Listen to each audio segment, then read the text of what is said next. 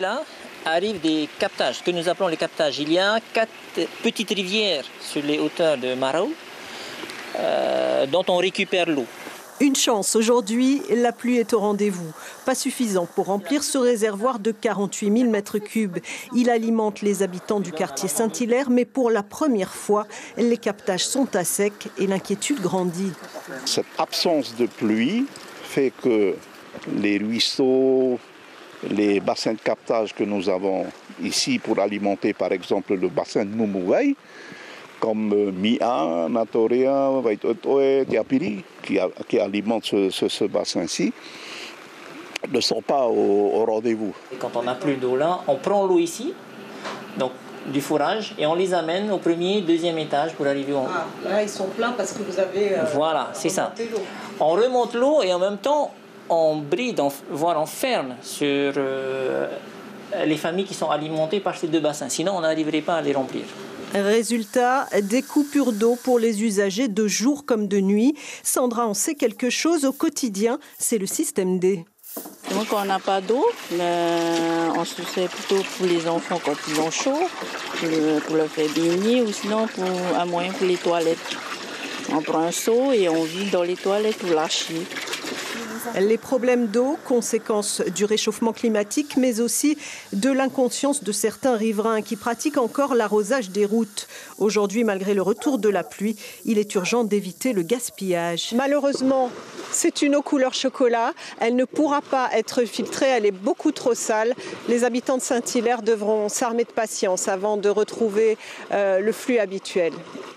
Oui, et puis l'eau, ça coûte cher. Budget annexe de l'eau pour faire 500 millions de francs pacifiques par an avec un déficit de 250 millions. Benoît Burguin, bonsoir. Bonsoir. Merci d'être là ce soir. Vous êtes le directeur de la Polynésienne des eaux, qui n'alimente d'ailleurs pas la ville de Fa, de l'eau couleur chocolat, comme on vient d'en voir. Vous en voyez souvent, vous ? Souvent, non.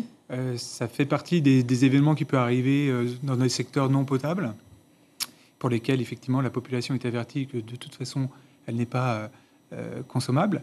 Et puis, sur d'autres secteurs où, là, on tente de potabiliser cette eau, on a des unités de traitement qui sont en mesure, justement, de rendre cette eau consommable.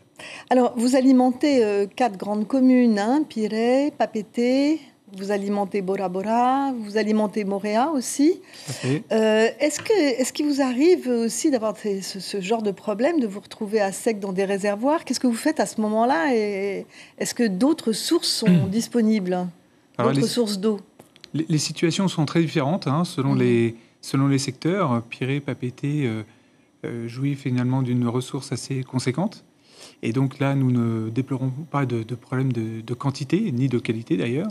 Donc les réservoirs sont suffisants, il y a des nappes souterraines, c'est des bassins versants assez grands, et donc ils peuvent faire face à des périodes d'étiage assez élevées. Alors ce que vous appelez les périodes d'étiage, c'est, on va dire, que 70% de la pluviométrie tombe entre novembre et avril. Donc ça veut dire que finalement, nous sommes dans la période dite critique, dans la période fin de la saison sèche, et c'est pourquoi certaines communes peuvent se retrouver en difficulté. Alors c'est là qu'il faut faire le plein, parce que les nappes phréatiques sont aussi alimentées pendant cette période. Alors effectivement, de ce que j'en comprends du reportage, c'est que la pluie arrive un peu tard, donc ça met en déficit hydrique en fait le bassin, et donc peine à pouvoir alimenter les personnes. Alors à Bora Bora, vous avez un système d'osmoseur. Je vais vous poser une question qui va peut-être vous paraître un peu bête, mais pourquoi est-ce qu'on n'équipe pas en osmoseur donc des machines qui vont pomper l'eau de la mer un peu partout ? Pourquoi est-ce qu'on n'équipe pas d'autres communes en Polynésie ? Alors, la question que vous soulevez, c'est les questions des ressources alternatives. Les osmoseurs en sont une. C'est une des solutions, mais il y en a d'autres. Donc, en fait, finalement, il faut que chaque collectivité puisse faire le bilan des ressources disponibles, de voir à peu près quelle est la capacité de pompage ou de desserte au niveau de sa population, de comparer à la consommation de la population, et ce faisant, vraiment d'instruire des études de manière à pouvoir trouver des ressources complémentaires. Donc aujourd'hui, il y a des captages, il y a les forages, et il y a aussi, pour des raisons comme sur Bora Bora, avec des déficits hydriques connus, une compensation, un complément avec des osmoseurs qui aujourd'hui fonctionnent en ce moment à 100% du temps. Voilà, donc soyons optimistes, il y a quand même des solutions. oui, il existe des solutions. Merci Benoît Burguin d'avoir accepté notre invitation et d'être venu sur ce plateau ce soir.